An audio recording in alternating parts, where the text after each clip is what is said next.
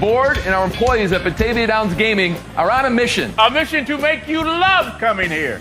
And that is each and every one of us. We love it when people say they love coming here. We love it when you come here. We love when people win. I love seeing the excitement on someone's face when we draw their name for one of our big cash drawings. Like we said before, we don't want you to like coming here. We want you to love coming here.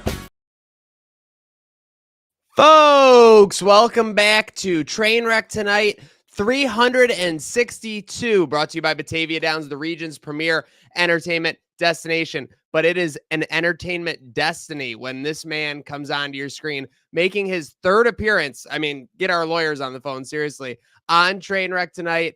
Liam McHugh, man of many hats. So I don't want to put one label on you, but I would just say sports extraordinaire Liam McHugh. Welcome back to the show, sir. It's great to be on. Third time. I like your setup there, man. You play that piano? It's a green screen, and if it fell, it would be more pathetic than anything that's ever happened on this program.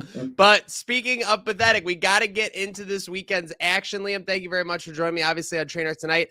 I have to start, and I know you're like an Islander guy, so I don't know how your fan sphere overlaps here, but the New York Jets this past weekend.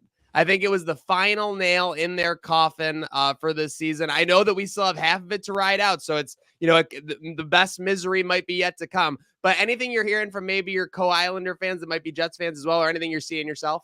It's a whole lot of depression. There was so much hype. I mean, a couple of years ago when Aaron Rodgers was coming over, I mean, it's funny. I've since moved from Long Island down to the Atlanta area for work, but I was there. I was still living on Long Island, and to watch like every Jet fan buy their kid an Aaron Rodgers jersey, and all these little kids run around, and they were very excited, and this was going to be the new thing, and they're going to be winning championships. And check out our like unbelievably stout defense plus Aaron Rodgers, and then obviously right away in the most Jets-like fashion ever, Rodgers gets hurt. Now he comes back after the offseason media tour. All the hype again. Devontae Adams gets added. Desperation. Salah gets fired. It's miserable being a Jets fan. And that's the thing. I knew that as a kid because I grew up in a Jets household. And I watched my father just be miserable every Sunday, just angry and bitter. And he was watching. And I was little still. And I looked at the TV and I said, whoa, who's that quarterback on the other team? Because I was this little Irish kid with white blonde hair. And I said, who's that quarterback who's like kind of looks like me? Oh, that's Bill Sims. I'll root for that team. And it couldn't have worked out any better. It really could not have worked out any better. My dad he's still angry to this day about it. But it worked out beautifully. I've seen some titles, and I've just watched the Jets fans just suffer. And you got a beautiful family. By the way, white blonde hair. We call those Targaryen genes in the 2020s, Liam. Okay. Yeah. But with that said, it's so funny because as a parent, like you're saying, those parents who all bought their kids Rodgers jerseys, they were probably thinking, this is a chance for my child. This is a chance for, the younger version of me to avoid the pain that I had to go to avoid the turmoil that I've undergone for especially these last 10 plus years. And instead, it's almost like, a reality dose. Get ready for, what you might suffer for the Jets fans, for sure. There's no doubt. And when I was a kid, I was a big Mets fan. I still am. But it was the 80s, and the Mets were good. And when they were making headlines and they were splashy, and I was too young to know anything about all the bad stuff, and we didn't have social media back then. So like everything you heard was just sort of rumor.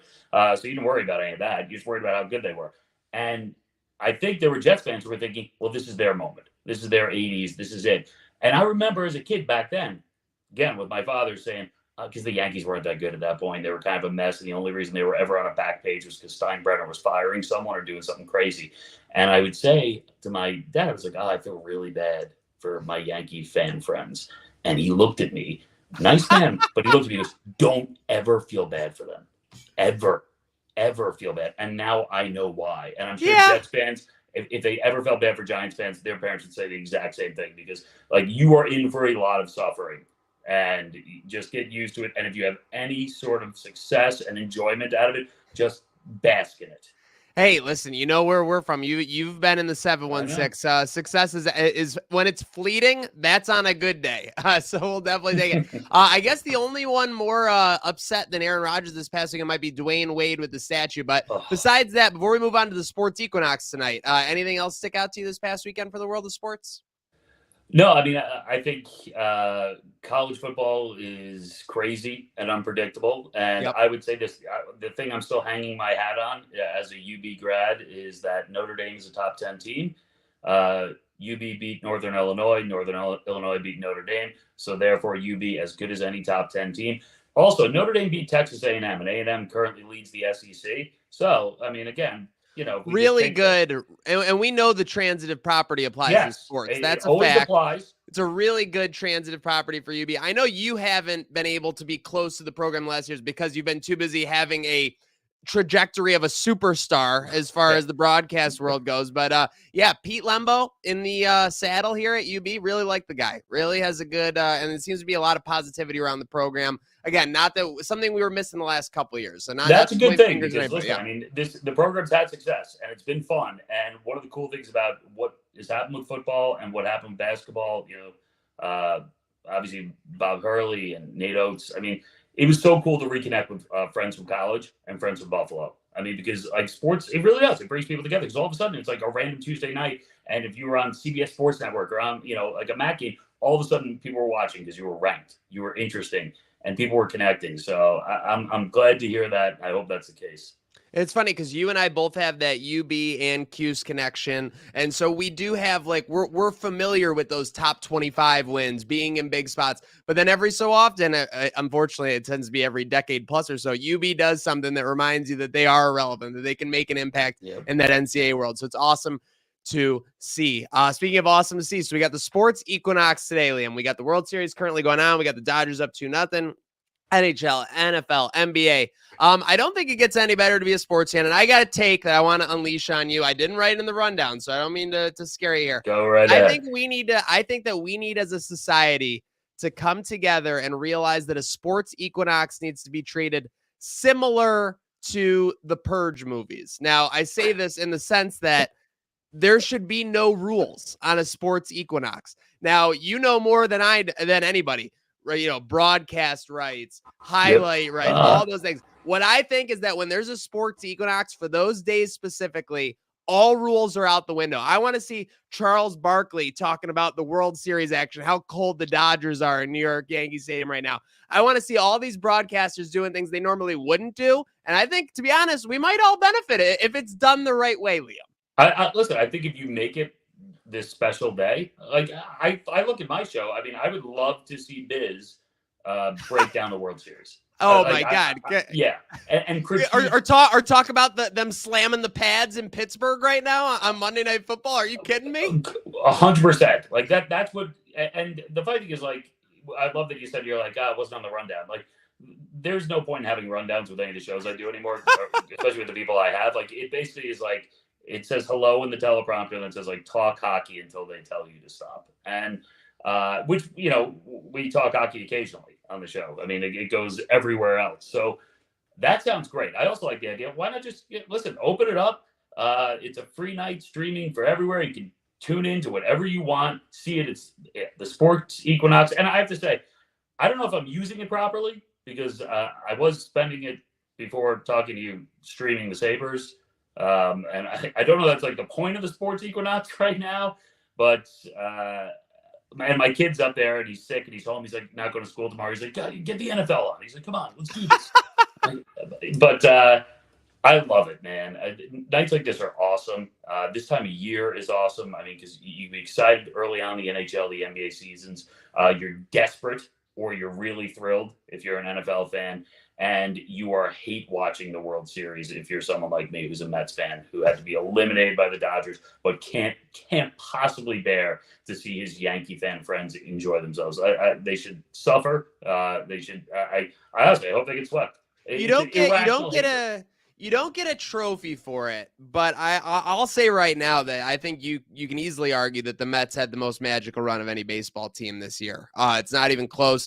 The numerous close calls, whether it's down to the game 161, 162 on that final day, whether it was that Brewers top of the ninth, what with Alonso going Oppo, I believe it was. I mean, there were just all kinds of moments. And you really felt once they faced the Dodgers that they were so hot that they could beat the Dodgers. Like that was how magical that Mets team was. The Dodgers, who were the pronounced favorite from the beginning of the year, who didn't really have any adversity virtually the entire season. Their adversity is Freddie Freeman struggling. They might have to move him down in the order. Like absolutely first class problems of MLB teams. But that was how hot the Mets were. That was really something to behold. It was maybe the most fun I've had as a Mets fan.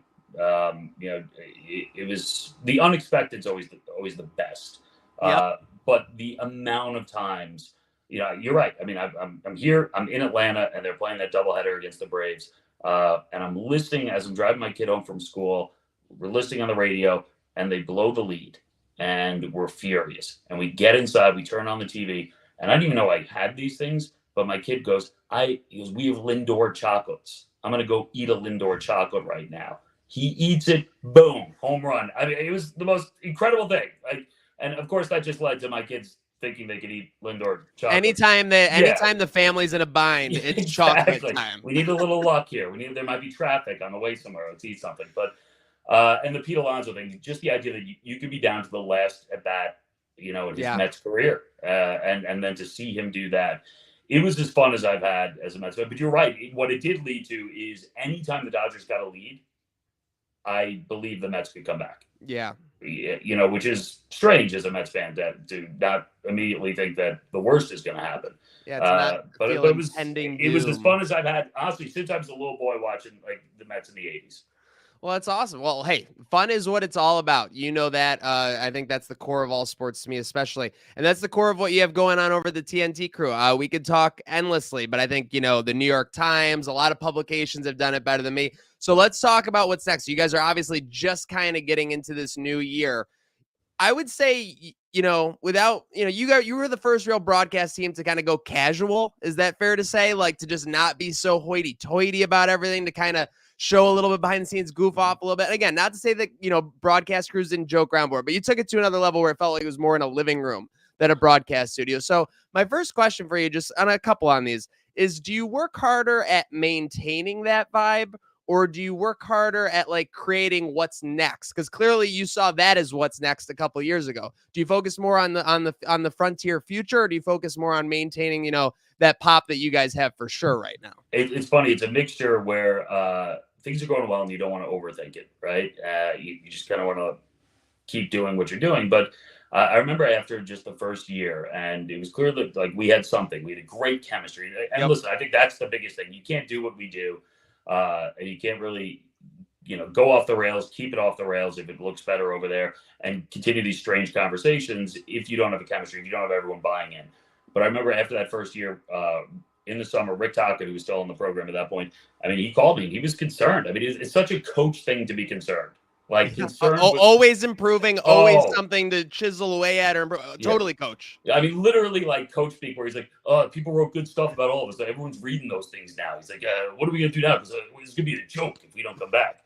He's so intense about it too. But I loved it also because there was not this feeling of like, hey, I'll see you opening night. We'll roll into this. And I think the cool thing is people still come up with strange ideas. There's a million ideas that are weird and funny and ridiculous that do not make it. I believe me. Once you start going there, you have to start cutting some things off, and then everyone thinks everything's a good idea. And that's the thing. But I think the cool thing about that is like you have to shut down. You have to say no to a lot of stuff, but you have to say no and let people know that like keep bringing.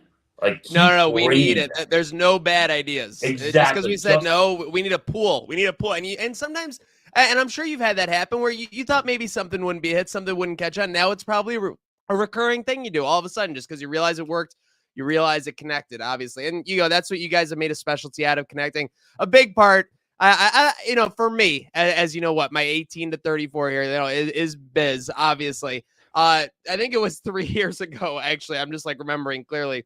A pregame interview with like Crosby when they were playing on the West Coast or something. And right before the interview, he just goes, hey, just validate that I was, your line mate for your first year in the league real quick. And it was just like the most unorthodox, like at the time, unprofessional, but fucking hilarious. Like, and you can see it broke Crosby, right? And like Crosby has that mental like faces up, like operation ready to go. Oh, yeah. And all of a sudden, when you do that, you're just getting an answer from him.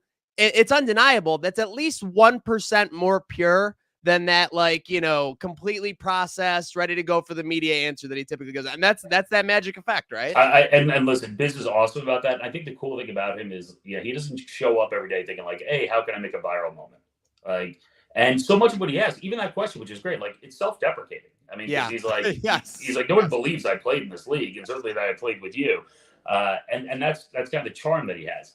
But I love that because like even people who want to come on the show, Crosby's been great with us, but he does not want to do pregame interviews. I totally get it. He does not want to do that. So he's giving you an answer, and then like all of a sudden he's like, you trip him up, and that's great. We did with Draisaitl once where Biz was asking if he was going to go out and like drink beer after celebrating something, and it was so great. He just like looked in the camera and he's like, yeah, I don't drink beer, whiz.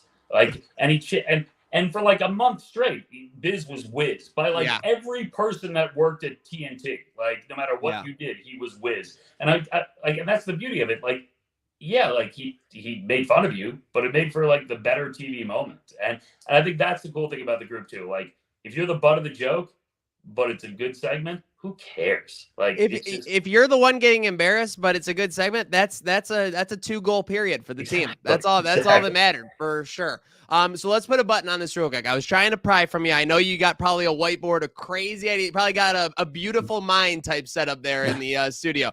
But what's maybe one thing over the next like maybe the rest of the season, something you would maybe like to do with like the crew, or maybe something you're prying with there, or maybe is there anything you can tease? I'm trying to pry something out of you. All right, I think I'll put it this way. I'm fascinated with the moments right before guys take the ice, and they're not all created equal, right? I mean, but some of the hallways are hilarious. I mean, like what they're doing. It's not just like push and shove, and like there are guys like hitting each other, in the cups, like just knocking into each other, all sort of weird stuff. I think we're trying to find the most ridiculous ones in there, and I'm hoping to get some setup where as we're walking into the studio, all of a sudden like doors shut and we're stuck in a hallway before we go on. And there's like just the surveillance cameras that we have, and we can make this happen. And you hope that it happens in general, but you really hope it happens on a night when like Lundqvist or Gretzky's there, because like they're like, what in God's name is going on here? What did I agree to? Like, why do I keep coming here? So we'll see. Hopefully something like that happens. Yeah, I think that if you all continue to work hard enough, it's just a matter of time. Speaking of continuing to work hard enough, let's circle back to the lovely sport we cover. You had a tweet like basically a little bit last week, and it's very fair. It's hard to figure out with the Sabres so far. Right now, they're in the second intermission, trailing Florida 3-2, but it was a game they were behind 2-0, and they were able to come back, make it 2-2. Now 3-2. What I know, it's only 10 games in, so to ask, what are you seeing? Break down the episodes. Are you hearing anything? Or are you like, do you hear anything just in your circles of the vibe around this crew, Lindy Ruff, maybe this team, young, impressionable for sure? Listen, I think everyone was extremely disappointed with the way it started, and you hear from certain people and certain people I talk to that like, once you go to Europe and you have those games, you got to kind of throw them out. My problem is the Sabres missed the playoffs by 1 point 2 years ago when they were on fire. So like throwing those games out doesn't work. Like you need the point. I will say this. When I asked everybody on the crew if the Sabres were closer to the team they were 2 years ago, because they signed, let's face it, they signed the core long-term, and then all the numbers dipped last year, and a lot of it was injury related. I'll give you that. But are they closer to those numbers from 2 years ago or closer to the numbers from last year? In reality, every one of them said they were closer to the ones 2 years ago, and that they could even see repeat numbers there. To me, if you could see that, and the fact that a couple of these teams that I thought were going to be bubble teams have not exactly exploded out of the gates, and the Islanders, a team that I think could fall out, is not playing. They're not playing great hockey right now. Buffalo's okay. They're okay. Like they had a panic moment at the beginning of the year, but they look pretty good right now. And I don't know. I'm a believer. I think it's going to happen. I said it at the beginning of the year. It didn't work out for the first few games. I really do believe this is the year I think they get it. Okay, I like that. You can imagine how fun it was in Western New York about 2.5 weeks ago when the Bills were reeling off 2 losses and the Sabres fans were throwing around must win in mid-October. Yeah, that's right. Wasn't exactly a time to realize, but yeah, I think it's a long season and we cover, the Sabres through and through. And Liam, you got to steal this talking point from me right now, okay? Under Ralph Kruger, they started like 9-1-1, 5 years ago. Under Don Granato, they started 5-1-1. 3 years ago. They had the 10-game winning streak in 2018, 2019, and we're out of it by March. So Sabres fans know not to overreact too much to what's happening now, just because it's such a long season. At the end of the day, you need to be able to just continually put together good 10-game stretches. Speaking of putting together good stretches, obviously we want the kid on the mend for later this week, Liam, because we got big trick-or-treating. Do we have costumes locked in for the fam? We do. My oldest son is still thinking. He is 11, so it's a big choice. 6th grade, a lot of peer pressure. My daughter is a zombie cheerleader, which I'm hoping is as close to cheerleading as she gets. She's 6, and my 9-year-old, who is very big into comedy, wants to go as Jim Gaffigan. He's got like the pillow. He's got his hair all like it's bizarre. It's a strange choice. No one is going to know except for like middle-aged guys like me who answer the door. And I'm like, but he is committed to this. So very mature I'm choice. Very excited about it. I have to say my oldest is at basketball practice. And if I don't leave now, I'm not going to get him and I'm going to hear about it. So that's very fair. No, we appreciate you taking the time. I say, thank you very much, Liam. Of course, any shout outs or sign outs before you go? Obviously the fam this weekend. Anything else? Shout out the crew? No, I'm shouting out straight up just University of Buffalo, Western New York, and the Sabres, because this is the year. This is round ends. Thank you very much. Liam, live from the ATL. Thank you very much for joining us and have a good night now, sir. All right. Thanks, man. Take care. Appreciate you. Bye. Of course, it is a good night now because it is a victory Monday for for Bills fans. I'm sorry. We got the Sabres in the second intermission down by 1 currently, hoping they can come back against the Panthers. But yeah, it's all good for the Buffalo Bills. A big 34-10 Seahawks win yesterday. Just putting a button on that. You love to come out relatively unscathed. You love to come out in a game where everyone kind of contributes. I don't care if Cooper has 3 yards. It's trickle down Coopernomics, baby. Make sure you're buying your tickets to the big show presented by TSE this Friday and Saturday. Jim Kelly, Thurman Thomas, Andre Reed, Keon Coleman, much more. Khalil Shakir. They're all going to be in attendance signing, so make sure you get your tickets. Make sure you're hanging out with us in Orchard Park this weekend, but most importantly, make sure to have a good night now.